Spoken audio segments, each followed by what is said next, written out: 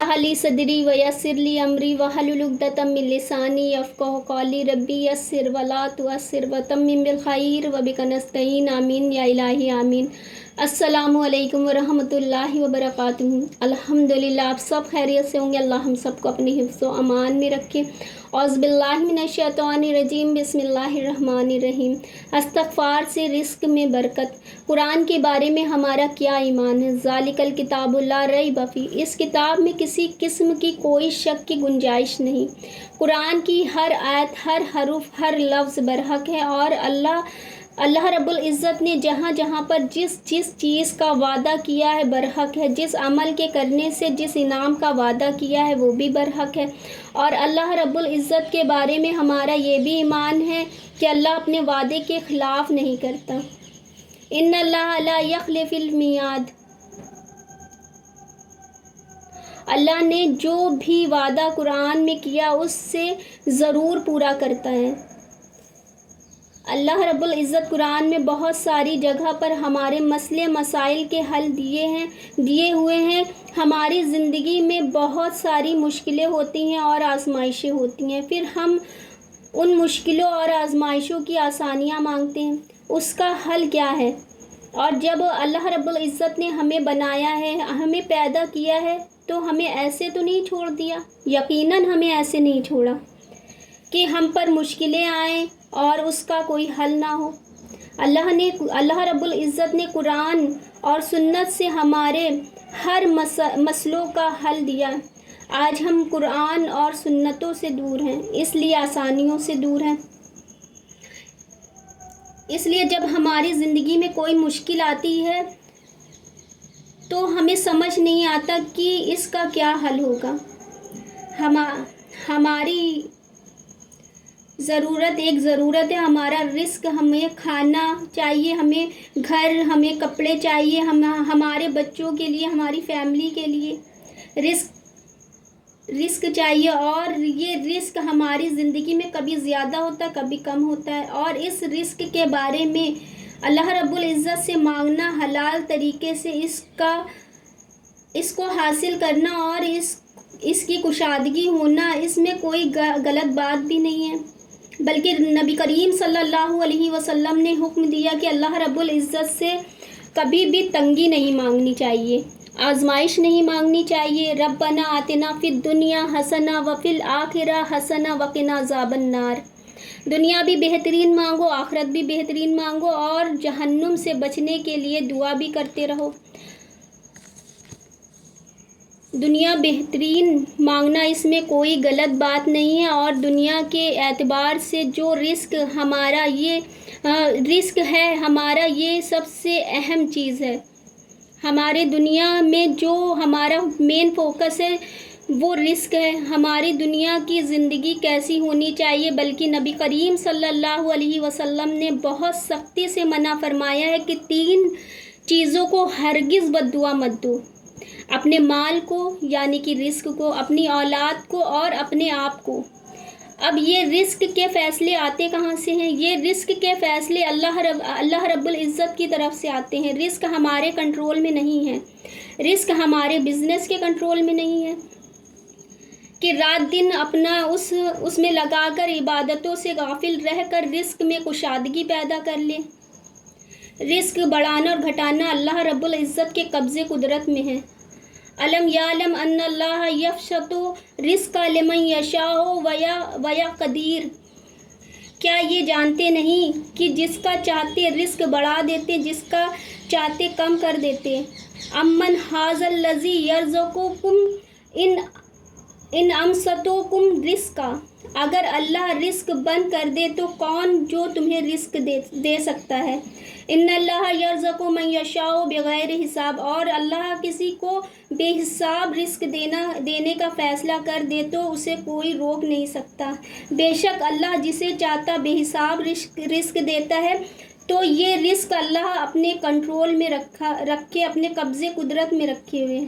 अब जब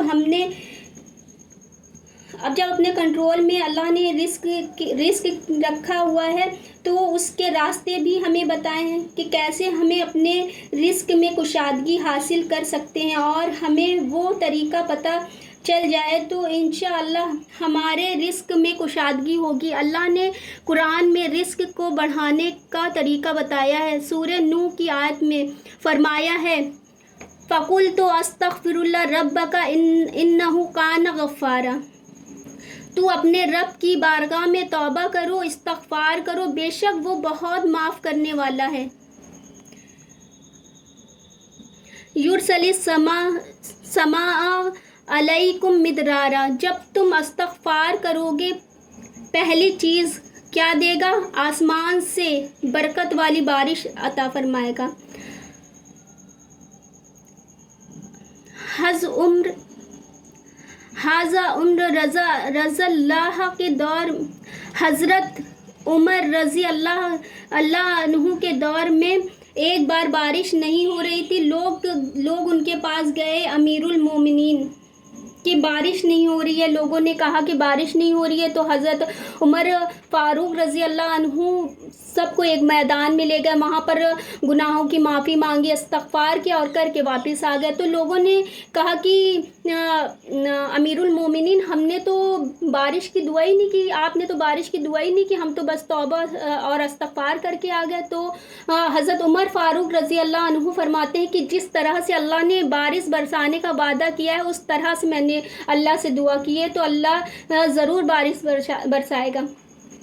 تو حضرت عمر رضی اللہ عنہ فرماتے کہ تم نے سورہ نوح میں نہیں سنا تھی کہ اللہ رب العزت فرماتے ہیں کہ جب تم توبہ استغفار کرتے ہو تو میں تمہیں بارش برساؤں گا، رزق دوں گا، اولاد۔ اللہ نے ہر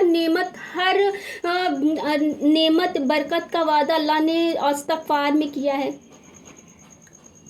تو جب ہم استغفار کرتے ہیں تو اللہ ہمارے رزق میں کشادگی کرتا ہے، بارش برساتا ہے، اور جس اولاد نہیں، اگر نافرمان اولاد ہے تو اللہ اس کو بہترین بنا دیتا ہے جو استغفار کرتا ہے۔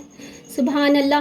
اور استغفار کرنے کا طریقہ یہ ہے کہ آپ 2 رکعت نماز نفل پڑھیں، اچھے سے وضو بنا کر 2 رکعت نماز پڑھیں۔ اب تنہائی میں جب انسان توبہ استغفار کرتا ہے تو عرش والے فرشتے اس کے لیے توبہ استغفار کے دعائیں کرتے ہیں، اس کے لیے مغفرت کی دعائیں کرتے ہیں۔ سبحان اللہ۔ اور جو انسان 2 رکعت نماز نفل پڑھتا ہے اور اللہ سے اپنے رو کر گناہوں کی معافی مانگتا ہے تو اور پھر اس گناہ کو پلٹ کر بھی نہیں دیکھتا ہے، جیسے کہ کسی کو میوزک سننے کی عادت ہے، یا کسی کو فحاشی فلمیں دیکھنے کی عادت ہے، یا کوئی ایسی رنگینیوں میں مبتلا ہے جہاں سے وہ اللہ سے معافی تلافی کر رہا ہے، اور پھر اس کو پلٹ کر نہیں دیکھتا ہے، تو اللہ رب العزت نہ اس کے صرف گناہ معاف کرتے بلکہ ان گناہوں کو نیکیوں میں تبدیل کر دیتے۔ سبحان اللہ۔ کہ اس نے جو گناہ کیا اس کو اللہ نیکیوں میں تبدیل کر دیتے۔ اس کا یہ ہے کہ پھر اس گناہ کی طرف پلٹ کر نہیں دیکھنا ہے۔ جو بندہ پلٹ کر نہیں دیکھتا ہے پھر اس کے گناہوں کو اللہ نیکیوں میں تبدیل کر دیتے ہیں۔ اور دیکھیے جو ہمارے چھوٹے گناہ ہوتے ہیں وہ جیسے کہ صغیرہ گناہ وہ ہماری نماز پڑھنے سے معاف ہو جاتے، لیکن کبیرہ گناہ بنا توبہ استغفار کیے نہیں معاف ہوتے۔ تو ہمیں کثرت سے توبہ استغفار کرنا ہے، جس میں اللہ نے ہر نعمت کا وعدہ کیا ہے، ہر رحمت کا وعدہ کیا ہے۔ اس کے حوالے سے میں آپ لوگوں کو استغفار کے حوالے سے میں ایک واقعہ بتانا چاہتی ہوں کہ حضرت امام بن حنبل رحمۃ اللہ علیہ کا بہت مشہور واقعہ ہے کہ وہ ایک شہر جاتے ہیں جہاں انہیں کوئی جانتا نہیں نا۔ ظاہر سی بات ہے اس وقت کا دور تھا کہ میڈیا اتنا عام نہیں تھا، اور جب لوگوں کی ملاقات ہوتی تھی، جب زیارت ہوتی تھی، تب لوگوں کو پتہ چلتا تھا کہ یہ کون شخص ہیں، یہ کون شخصیت ہے۔ تو حضرت امام بن حنبل رحمۃ اللہ علیہ ایک شہر جاتے ہیں، ایک مسجد میں قیام کرتے ہیں، وہاں کی جو مسجد کی نماز وہاں پر عشاء کی نماز پڑھتے ہیں، اور عشاء کی نماز سے فارغ ہونے کے بعد وہ آرام فرما رہے ہوتے ہیں۔ تو وہاں کے جو مسجد کے خدمت گزار لوگ ہوتے ہیں وہ انہیں نہیں جانتے ہیں، لہٰذا ان کو باہر جانے کے لیے کہتے ہیں۔ تو حضرت امام بن حنبل فرماتے ہیں کہ میں یہاں رکنا چاہتا ہوں، میں قیام کرنا چاہتا ہوں۔ تو وہ ان کی بات نہیں سنتے، ایک طرح سے کہہ لیں کہ وہ کھینچ کر باہر نکالتے ہیں۔ اب حضرت امام بن حنبل، نیا شہر، نہ کوئی جان پہچان والا، اب وہ کھڑے ہوئے باہر ادھر ادھر دیکھنے کی اب وہ کہاں جائیں۔ ایک شخص اپنی ہی مستی میں جا رہا تھا، ان کو وہ اپنے گھر لے گئے، کھانا کھلایا، آرام کرنے کے لیے بستر دیا، وہ آرام فرما ہوئے۔ صبح کو جب نیند سے بیدار ہوئے تو پھر وہ شخص ان کے پاس آئے دوبارہ، تو اچھا حضرت امام بن حنبل رحمۃ اللہ علیہ اس شخص کے حوالے سے دیکھ رہے تھے کہ وہ مسلسل کچھ پڑھ رہا ہے، رات سے وہ کچھ مسلسل پڑھ رہا ہے، تو صبح کو جب ملاقات ہوتی ہے تو پوچھتے ہیں کہ تم رات سے کیا پڑھ رہے ہو؟ تو کہتا ہے کہ میں توبہ استغفار پڑھتا ہوں۔ تو حضرت امام بن حنبل رحمۃ اللہ علیہ اتنے بڑے امام اس سے پوچھ رہے ہیں کہ اس عمل سے تمہیں کیا فائدہ ہوا؟ تو کہتا ہے کہ میری ساری دعائیں پوری ہو گئی ہیں، صرف ایک خواہش رہ گئی ہے۔ تو پوچھتے ہیں کہ وہ کیا خواہش ہے؟ تو کہتے ہیں کہ حضرت امام بن حنبل رحمۃ اللہ علیہ میں ان کی زیارت کرنا چاہتا ہوں۔ تو حضرت امام بن حنبل رحمۃ اللہ علیہ اتنے خوش ہوتے ہیں اور اللہ کا شکر ادا کرتے ہیں کہ دیکھو اس وجہ سے مجھے مسجد سے باہر نکالا گیا کہ میں دنیا کے کسی بھی کونے میں ہوتا، اللہ رب العزت مجھے تمہارے سامنے پیش کر دیتے اس وجہ سے کہ تم توبہ استغفار پڑھتے ہو۔ سبحان اللہ کی توبہ استغفار پڑھنے کی برکت سے نہ صرف اللہ گناہوں کو معاف کرتا ہے بلکہ رکی ہوئی اٹکی ہوئی جو دعائیں ہوتی ہیں اللہ رب العزت ان دعاؤں کو بھی پوری کر دیتا ہے۔ تو ہمیں بھی چاہیے کہ ہم بھی کثرت سے توبہ استغفار پڑھیں۔ نبی کریم صلی اللہ علیہ وسلم پورے دن میں 70 سے بھی زیادہ بار استغفار کیا کرتے تھے، اس لیے نہیں کہ ان سے کوئی غلطی ہوتی بلکہ اس لیے کہ اللہ رب العزت استغفار کرنے والے بندے کو بہت پسند کرتے ہیں اور اللہ رب العزت کے بہت قریب ہوتا ہے وہ بندہ۔ تو ہمیں بھی چاہیے کہ ہم بھی اپنے گناہوں پر استغفار پڑھیں۔ اور ہر انسان، نبی کریم صلی اللہ علیہ وسلم نے فرمایا کہ ہر انسان گناہ گار ہے لیکن ان میں سے بہترین انسان وہ ہے جو استغفار کرتا ہے۔ تو چاہتے ہیں فی الحال تو آپ سے اجازت، اپنے آس پاس لوگوں کا خیال رکھیں، خوش رہیں، خوشیاں بانٹیں اور ایک دوسرے کو اپنی دعاؤں میں یاد رکھیں۔ جزاک اللہ خیر۔